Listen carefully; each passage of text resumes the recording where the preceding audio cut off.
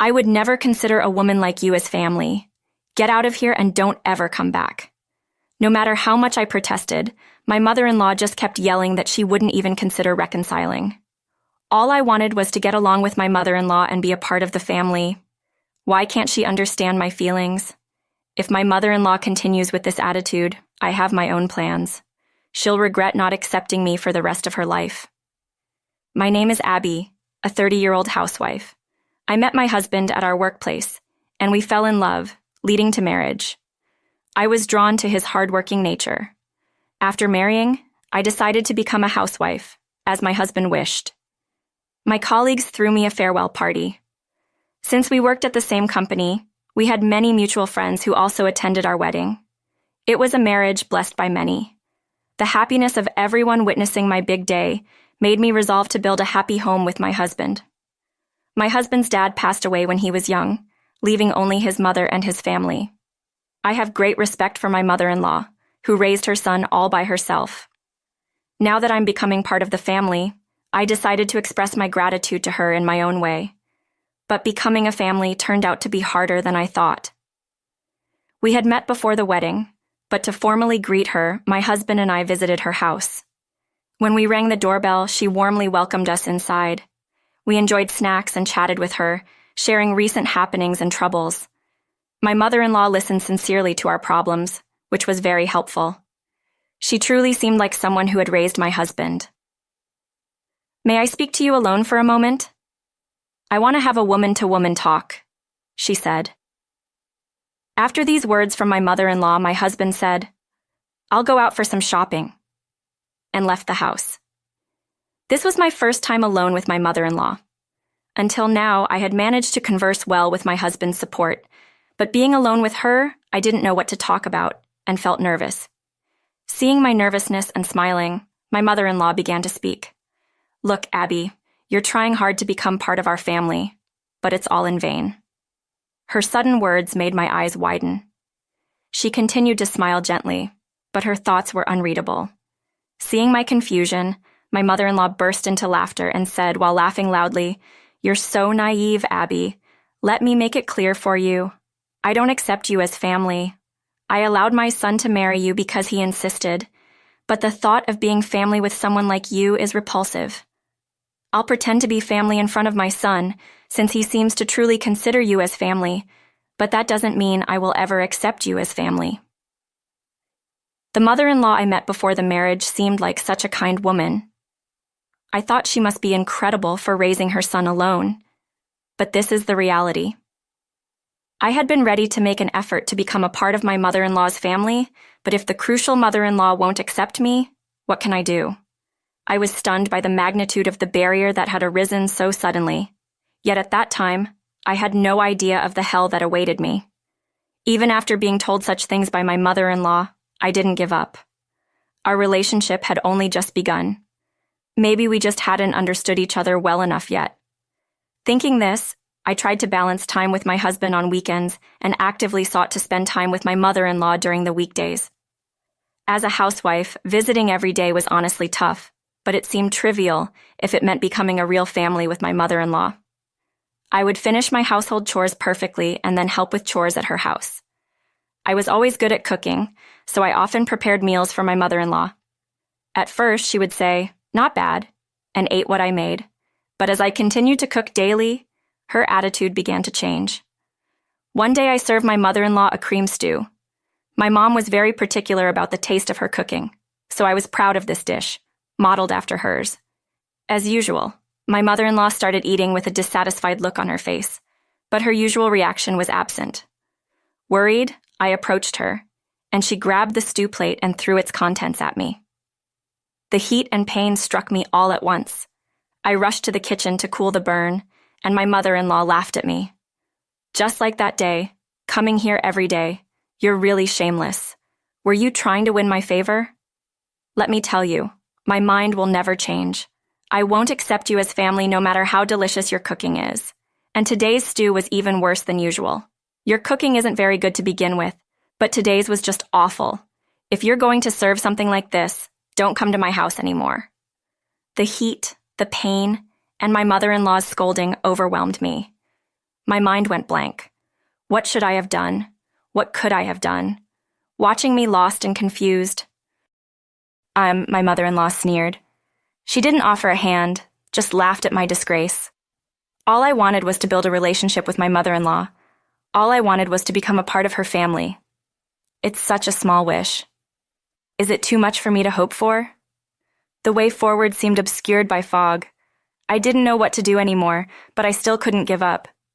Even after what happened, I kept going back to the house over and over again. Each time, my mother-in-law would hurl vulgar insults at me, but I became used to it after a while. I apologized repeatedly, expressed my feelings, and did as much housework as possible in hopes of being accepted. The new routines that had become normal since getting married were unbearably hard without a visible goal in sight, yet I couldn't give up. That day, too, my mother-in-law hurled nasty words at me. There's no way I can accept a woman like you as family. Just get out and don't ever come back. Saying this, she grabbed a trash bag and threw it over me with all her might. You're the trash of society, the blemish of my life. My son and I would have been happy if we never met you. Her words pained me, making it hard to breathe. Then the trash bag made it even harder to breathe. I couldn't bear my mother-in-law's words and actions anymore. I just wanted to be part of the family. Why can't we be a family? No matter how hard I try, it all seems futile. Maybe no matter how hard I try, it's all in vain. Maybe all my efforts have been a waste. Maybe my mother-in-law and I will never understand each other. As I fled the house and looked up at the clear sky, I felt foolish. What was all my effort for? What was the point of all my hard work? Had I been making unnecessary efforts all along? Did I continue to suffer just to understand someone like her? I must be really stupid. Anger welled up in me towards my mother-in-law, who used my feelings and said whatever she wanted. My mother-in-law, who disregarded my feelings and used me for her stress relief. I felt I had to make her suffer to vindicate all my past efforts. Fueled by anger, I ran home. Just as I got there, my phone rang insistently. I didn't recognize the number but answered anyway. It was from a major hospital. Apparently, my mother-in-law had been taken there by an ambulance. Confused, I asked what happened. After I left, my mother-in-law had gone on a rampage in her anger and fell, hitting her head. A neighbor heard the noise and called for help, finding her unconscious. Sorry to ask, but can you come to the hospital immediately? The paramedics requested. I replied, as if it were obvious. I'm sorry, but I can't come. That person is not my family. I'll let her son know to go there later. The paramedics sounded hesitant, but I ignored it and hung up. Normally, a wife would rush to the hospital, but my mother-in-law stubbornly refused to accept me as family. I did my best to become part of my mother-in-law's family, but if she herself rejects me and refuses to share the same space, then the best thing I can do for her is to stay away. It's a bit of sophistry, but it's my small act of revenge. The thought of my mother-in-law's suffering made my heart race. Later, only my husband went to the hospital after work. The doctor said that my mother-in-law's fall caused brain damage, leaving her in need of care. She can communicate but can't move her body. Abby, please help me, my mother-in-law begged over the phone. I retorted, who would care for someone who isn't family? My mother-in-law fell silent. My husband was unaware of everything, so I secretly played him all the recordings of my conversations with my mother-in-law. He apologized for not realizing sooner and decided to put her in a care facility. I'm really sorry for not knowing. I'll make Mom reflect on her actions. You don't have to care for her. Let the staff handle everything. I'll pay for it. I quietly accepted his offer. My husband kept apologizing for not noticing or trying to notice, but since he was always a family man and helped with household chores, I accepted his apologies. I don't want to care for someone who's not my family. Do you think I'm terrible for that? I asked him. He answered with his usual gentle expression. No, I don't. It's impossible to dedicate yourself to someone who isn't family.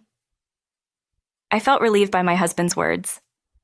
Honestly, I don't have many good memories with my mother-in-law, but meeting this man was undoubtedly a blessing for me. What are you thinking? Not even willing to take care of your mother-in-law?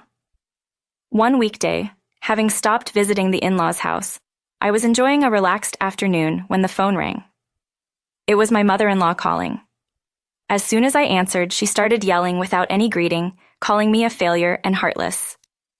Are you saying, Chloe, that you would care for someone who isn't family? At my words, my mother-in-law became even more furious and started to rant. And she must still be in the hospital. Her behavior was extremely bothersome to other patients. My mother-in-law's actions can only cause trouble no matter where she is. I sighed in exasperation. I'm sorry, but we've already discussed this with your son.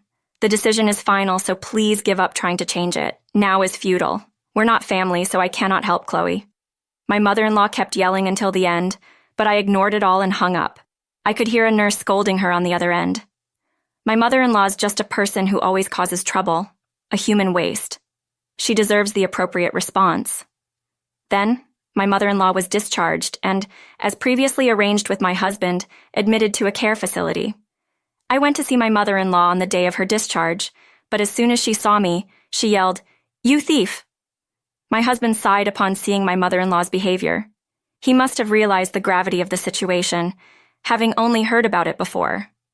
I received another apology from my husband, but knowing that I no longer needed to accumulate stress from my mother-in-law made me grateful to him. It seems my mother-in-law is causing a ruckus at the care facility, too. She hurls abuse at other residents and complains to the staff. She's treated as a problematic person there, and might be forcibly evicted soon. My husband is looking for a cheaper care facility in preparation for that time. Having such a troublesome mother, my husband seemed to have a hard time, so I also helped him search.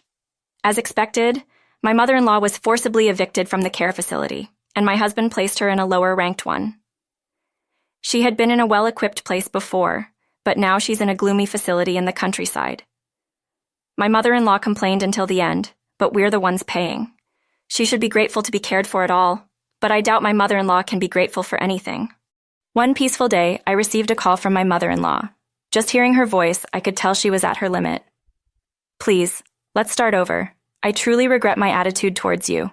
You are my precious family. Let's start over as a family. I feel it's not too late. My mother-in-law's voice was subdued, and I could tell her current environment was harsh, but the treatment I received from her was much worse. I tried so many times, and it was all wasted. One apology can't just erase all that resentment.